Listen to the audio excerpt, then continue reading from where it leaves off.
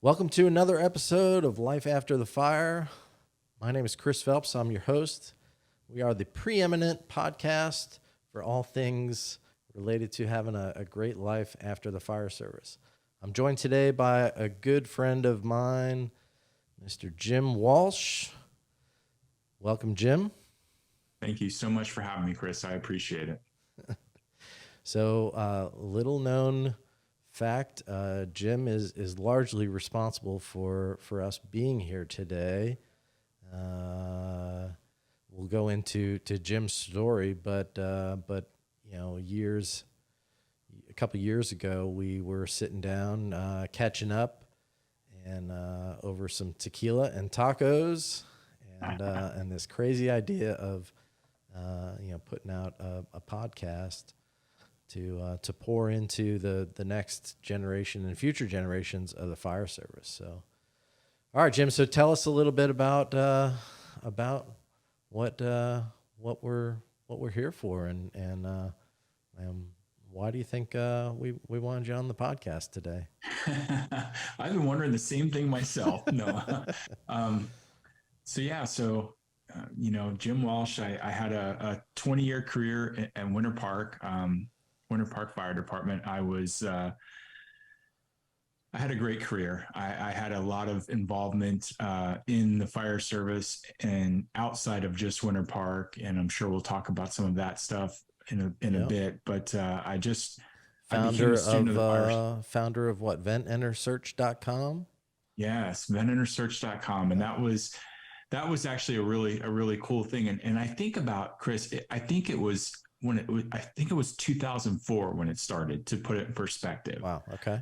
So it was, I ran the website for, I think, like 14 years or so.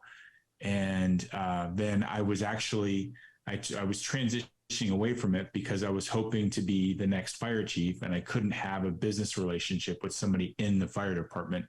Gotcha. Yeah, again, with all of that, I'll probably get into it. But Vent Search was, so like this was before Facebook was really a thing. Uh-huh.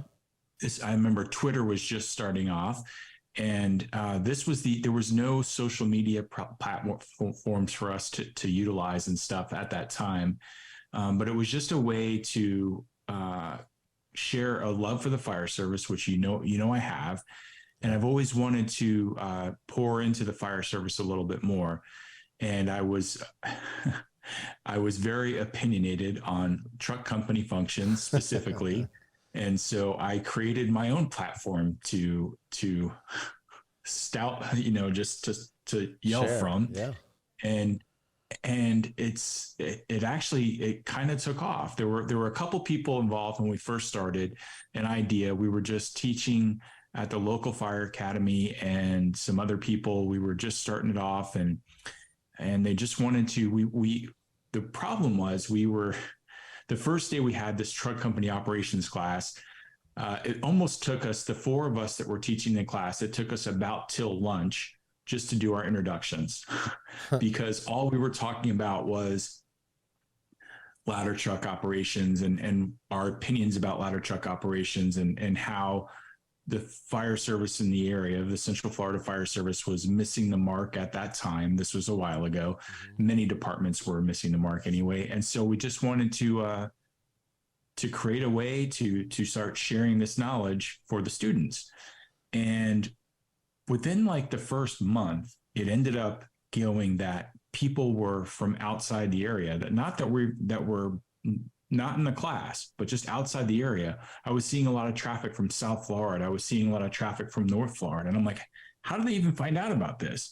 Right. Well, the fire service, there's no secrets, and people Telephone, telegraph, telefirefighter. Yeah. And it just blew up. And it was a fun experience. And the really cool thing was,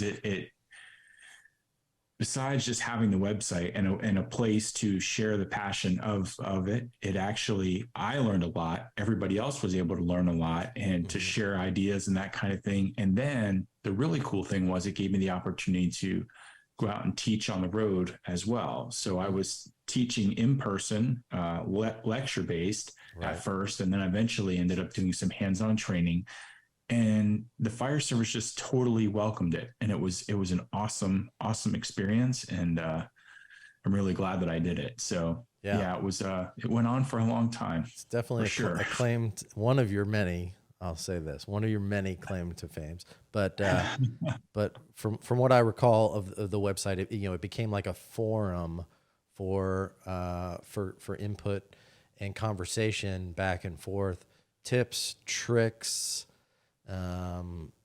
techniques, different ways of doing things, different tools that people carried in their, in their bunker pants, Yeah. so a lot of great information in a medium that hadn't really been utilized in the past. So, you're kind of a pioneer, I guess you could say. Well, I just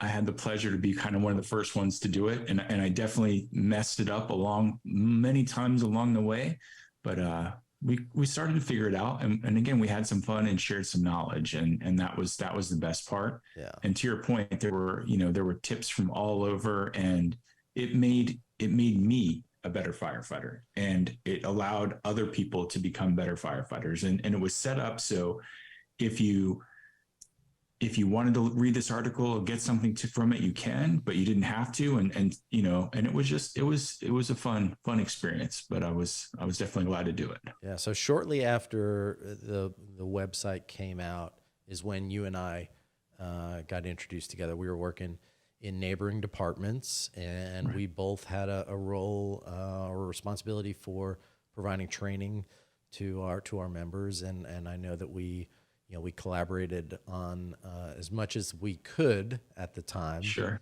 And I don't know if you remember this or not, but I remember one of our famous lunch meetings, another one of our lunch meetings where we were always just kicking around ideas, and I don't know if you remember this or not, but our department that I was with at the time, the whole concept of vent enter search was kind of taboo, and Sure. and I think I came up with the tagline for you to use. I don't know if you ever used it in a class, but the tagline was VES is not a 4-letter word.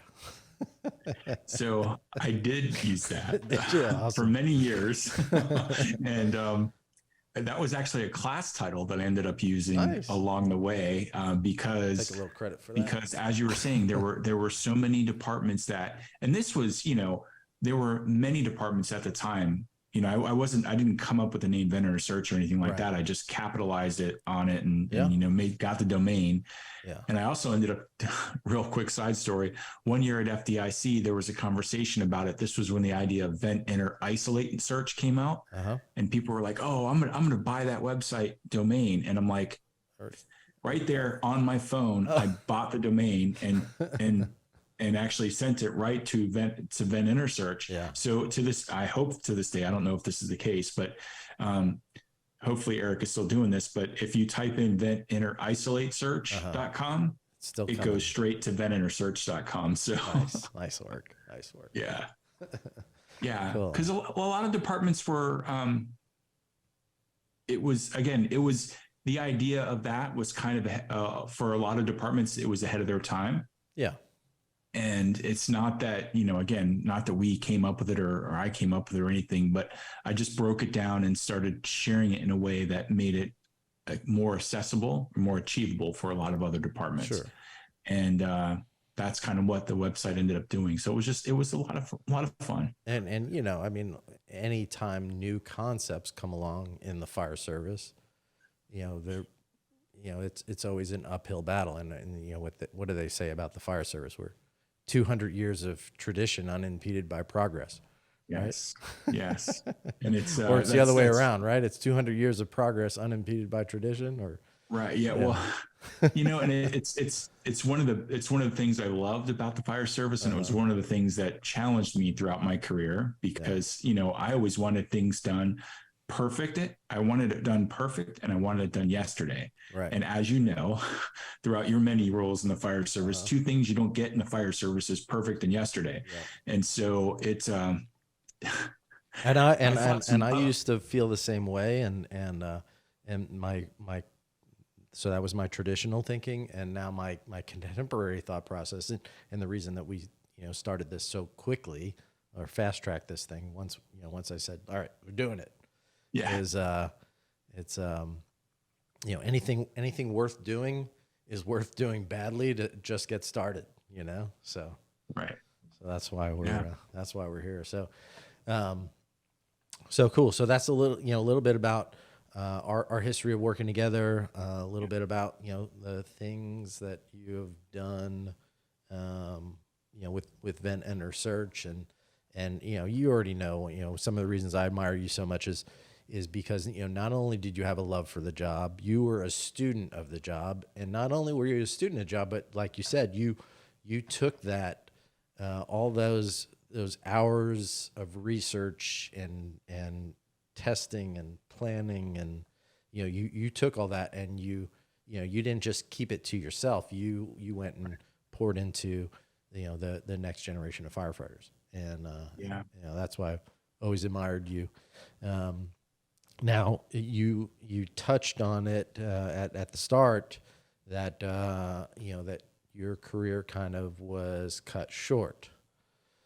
Yes. So take us through. I know it's probably tough to talk about sometimes, and Yeah. but take us through what happened there. Right. So I'll cut. Well, all right. So I was in my 19th year at the fire department. I was being groomed to be the next fire chief. I was the fire chief. I was the number 3 chief, and the number 1 and the number 2 chief were both in the drop. And we had had a 7-year long drop, so we knew that when it was going to happen and everything. It was set up, and I was in a pretty good spot for that opportunity. And your department was And real big on succession planning, from what I remember. yes, yes, and So you so were being, and it wasn't a secret. You were being groomed to be the next guy. You were yeah, they and I were had some shining up 5 bugles for you. yeah I yeah, which is kind of crazy to think about, but yeah, and It's not yeah, all it's so cracked I up to be. was Speaking from somebody who's been there, it's not all it's cracked up to be. But go ahead, go on. yeah. At this point, I'm glad it didn't happen, but not because of the way it happened. That's for Yeah. sure. But so yeah, I was in a fire department staff meeting, and I started to get a really big headache. And me getting a headache in a staff meeting was not uncommon because I was constantly smashing my head against different obstacles, if you will, Uh-huh. not literally, but figuratively, throughout my career. And Yeah. so I started getting this headache, and I realized that it was a very bad headache, Uh-huh. and I can't remember exactly how quick this was happening, but I realized that it was so bad that I was going to need to get checked out after the meeting. And for a firefighter, this as Yeah. one of us to come to the conclusion that we're going to have to get checked out, Yeah. you know, and actually go to the doctor, go to the hospital. Yeah. But again, I didn't realize that it was that bad at that moment. And again, I can't remember exactly how long this was. I think this was seconds, not minutes or hours. I think it was seconds. But then all of a sudden I realized, no, I need help. I need help right now. Yeah. And because I realized I was slumping over in my chair, and when I tried to call for help, and I was in this meeting, but nobody was looking at me because somebody else was up there talking, and I was just a participant in the meeting. And when I tried to ask for help, it was just garbled. Nothing came out. Yeah. And again, I was slumped over at this point. So I knew what was happening. I didn't want to admit what was happening, but I knew what was happening. And when I finally was just very garbled and asking for help, people were trying to figure out what was happening. And people at first thought that I was just joking around. Yeah. And people at first thought, when the crews ended up coming up later, they thought that it was like a scenario, because they just thought it was me coming up with some crazy training idea. Right. I've been known for do those kind of things. Yeah. And but very quickly, they laid me down on the floor, and they realized very quickly what was going on. I had total, right side paralysis at that point, face droop, everything. It was classic stroke stuff. And it was a hemorrhagic stroke. What's that? And it was a hemorrhagic stroke, no less, right? Was it? Yeah, it was a hemorrhagic stroke. So that, I'll get to that part in a second. So, so I remember getting loaded up in the ambulance and getting en route to the hospital. And a couple of things I was very, very fortunate about the whole thing, Chris. I've been so fortunate with the whole thing. But what happened is within me trying to ask for help, they ended up calling it on the radio to get the crews coming and stuff like that. From that point, and I was upstairs in the conference room. Yeah. From that point, I'm down in the rescue, loaded up in 8 minutes.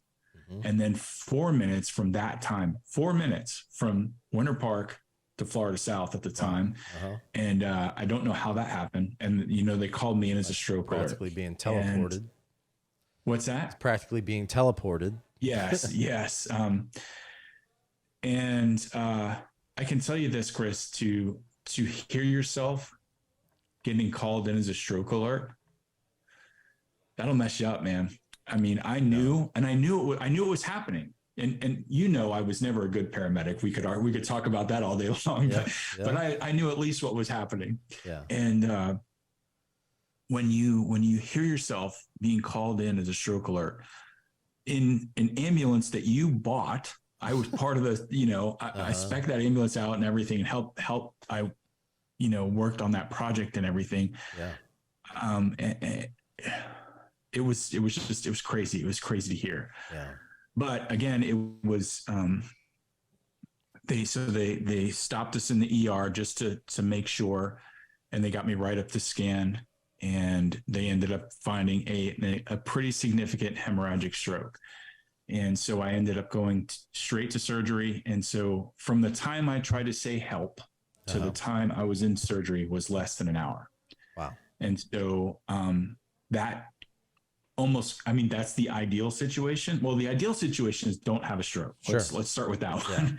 But if you're going to have a stroke, being witnessed and being in front of a bunch of paramedics and being at the hospital that quick, that's how I survived it. But so they realized it was a hemorrhagic stroke. And so they got me prepped for the emergency for the OR. And they removed a big part of my skull. I can still feel the divot where it was. Uh-huh. And they removed part of my skull, and they left my skull off for a couple of months. Wow.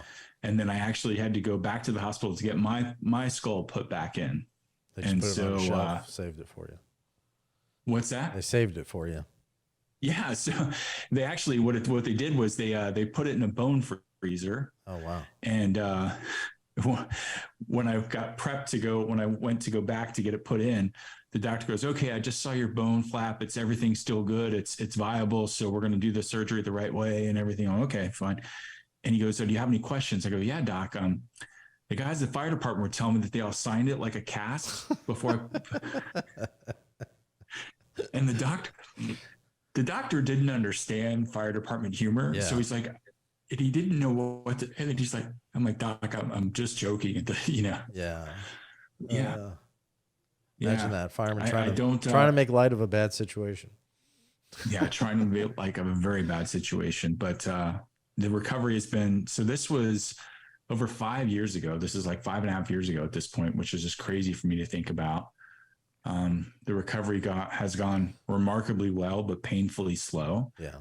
And but the doctor, the guy that cut me open that day, never thought, well, he wasn't sure that I would survive because of what he took out of my head. It was the size of an orange. I don't know if I said that part before. Wow. And and right where it was right in the nerve center of the brain, the motor center of the brain. Sorry. Mhm. So I have some difficulty in speech. My word choices aren't there, and cognitively there's some difficulties and stuff like that. But a lot of stroke survivors can't speak at all, or mumbled speech, Yeah. whatever. And that's when we knew that I would be fine. When we realized that I could still talk, we're Hmm. like, Jim will be okay. And he might walk with a limp and everything. And the surgeon, and I think I may have missed this part, but the surgeon never thought I'd walk again. Wow. And so when I walked into I was in a wheelchair for a while, Hmm. and then I went in one time with a cane, Hmm. and I said something like, "Oh, when I come off the cane for therapy," and he goes, "Hang on," he goes, "I never thought you'd walk again." I go, "Oh, thanks for not telling me that earlier, doc." Yeah. But yeah, I'm sorry, I'm rambling at this No, point, but yeah, yeah, man. I mean, a crazy story. it is a crazy story. And, I, watching you over the years and being an outside looking in on your recovery it's unbelievable, man. I mean, just from when we got back together, got, reconnected when I, moved back to Central Florida in 2018. So I guess you had the stroke in what, 2015, 16, 17, 17. 17, So, August 9th to 17. so when we reconnected in 2018, you were Wow. walking with the cane. Your speech was definitely still impacted. But now seeing you is like night and day. Wow. So, you may not notice it because it's, what do they say? It's hard to see the picture when you're inside the frame, you Yeah. know, but, looking from the outside, seeing your recovery, I think you're doing great, man. So, Thanks, I, brother. It's that uh, that means a lot. It's it's definitely not something I recommend to a lot of people. But well, man, so, it's so, one of the premises behind this whole thing was about, careers that have been cut short, and yes. like we said, or I've said in the past, like, I feel like my career was kind of cut short. No, nowhere near, like this. Um, Now, what is, obviously you can focus on the cons, or the negative impacts or the negative effects of a situation. Right. I'm sure we could talk about that all day, but, Yeah. what are some of the things that you are now thankful for, or that you have an appreciation for, now that you're on the other side, you're living a life after the fire service. Yeah. What are some of those things that you have an appreciation, a better appreciation for? Uh, so many. um, so the first is just surviving it. Sure. Just being able to be here to enjoy retirement, and being here to enjoy my family and everything else. That's the most important thing. And I was so focused on my career, and I was so focused on becoming the next fire chief, and so focused on making a name for myself in the fire service and all these different things. Uh, I was always a family guy, and I loved my family, but I wasn't taking care of myself the way that I should, and I definitely could have made some better choices. So the thing that I'm the most thankful for is my family, because I remember, and Chris, this part is just crazy to even think about, but right when I was getting called into stroke alert, I remember very specifically thinking, how are my wife and kids going to find out, and what are they going to think? Like, what are they going to, what is their take? Like, how are they going to learn about this, and what's going to happen for them? And so I think I lost the total train of the question here, but that's exactly what it was all about. It was thinking about them and everything else. Yeah. That's what got me through to this point and will continue to get me through. Yeah. Well, But what was the question again? I'm sorry. no, yeah, no. Well, I mean, it was about, what are some of the things that you have, have grown to appreciate Yeah. now, in your life after the fire service, and and from what I remember of our past conversations, something as simple as being able to take your kids to school and take them home from school, and how that you know had much more meaning and impact in your life than it ever had before. It you know Yeah. I mean, listen, that's a good, yeah, because I remember, I was so focused on getting them to school, like even because at that point, even when they were in daycare and stuff like that, I was so focused on getting them to daycare so I could get to work right. because I had to get to work and people were relying on me on work. That Yeah. was, listen to what I just said, Chris. People were relying at me for people were relying on me at work. Yeah. But you know what? I was forgetting Hmm. that those two beautiful children, my beautiful wife, were Yeah. relying on me all the time. Yeah. And I almost missed that opportunity in life, So Yeah. yeah, but Yeah. just, yeah, even just walking them to school, cause that was a big part of my therapy. Hmm. It was so important for me and it was so important for my kids to see me trying and working hard and all of that. And I just recently saw somebody a social gathering and they said, oh, I've watched your recovery over the last couple of years. And they Hmm. actually, shared with me that they're a physical therapist Uh-huh. and they're like they couldn't believe my progress over the years. And it's Yeah. like, wow, and it was just people that were driving their kids to school. Yeah. They kept seeing me every day, walk with my kids. And that's the most important thing, man. Yeah. That's it. Well, I've always, I feel like I've always kind of challenged you, um, and I want to challenge you to, to realize that you still have a gift, aside from the gift of survival, from this thing.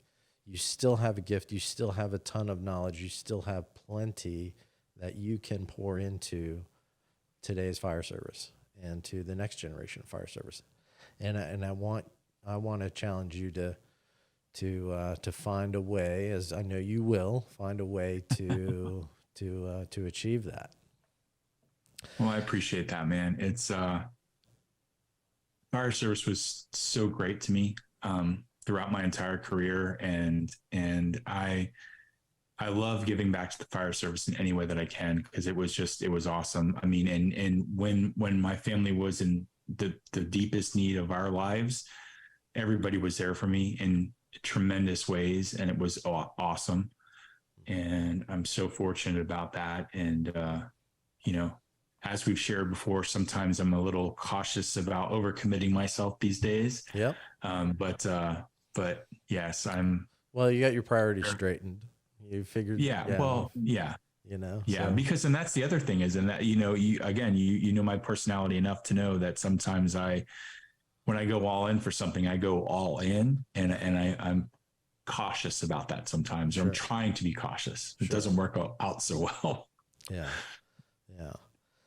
Um, one of the um, one of the things that struck me that you'd said one of the last times, well, no, like 4 or 5 years ago, one of the things that struck me that you said um, was about maintaining a connection to the fire service, and and that that you felt that, or you didn't feel as welcome, not that you were unwelcome, but that you didn't feel Right. as welcome, stopping by the firehouse and Yes. seeing the guys, having coffee, just shooting the poop, whatever.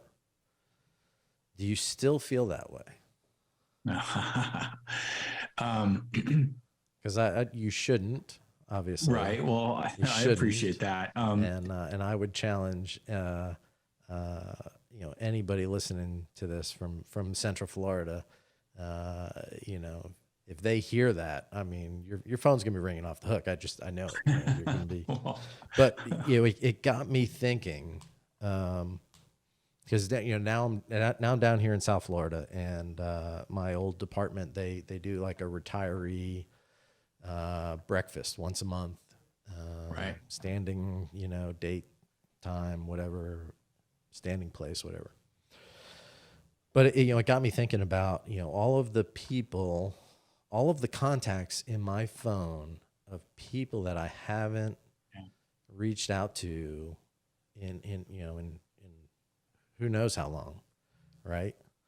So I'm going to throw this concept out there. They talk about having a bro check, a brother Yeah. check in. All right, so I'm gonna throw a concept out there on how to do this, and for our Okay. listeners, if you guys are listening to this, you go into your phone and you see all these contacts you have in your phone, and it's probably been a long time since you've had a purge, whatever. Go through your phone and get rid of some contacts that aren't relevant to you anymore, whatever. But go into your phone, all right, and this is going to give you a way. I'm going to give you a way to reconnect with people that are in your phone, and do that bro check quarterly. So you pick whatever day of the week. For me, it's going to be Wednesdays. So on Wednesday, I'm going to start this next week. On that Wednesday, I'm going to go into my phone, and everybody whose last name starts with an A or a B, I'm calling those people. I don't know. I don't even know how many people that is, but I'm calling those Right. people that I've got in my phone, or, if they're not relevant anymore, I'm purging them. I'm calling those people to do that quarterly bro check-in. And that's what it turns out to be. If you do Right. 2 letters a week, so A and B this week, C and D next week, and so on and so forth, all the way to Z, you will connect with everybody in your phone at least quarterly, and do that brother check-in, Yeah. because nobody should ever feel less than 100% welcome, in your life still, Yeah. No, because that is important. And I can tell you that there's one particular retiree. He ended up retiring just after a little bit after me, Gary Mitchell, just a super solid guy. And he's always just made it a point to call me and set things up and just go out for, and I still obviously keep in touch with so many people yeah, because my, and that, but Gary, he'll set things up and he's like, oh, let's just go meet for a couple of beers or whatever. And then he'll end up putting it out there for a bunch of other people, and 20 people will show up. And I'm like, I thought it was just you and I. And it's just like, but and so it's awesome because those connections are still there.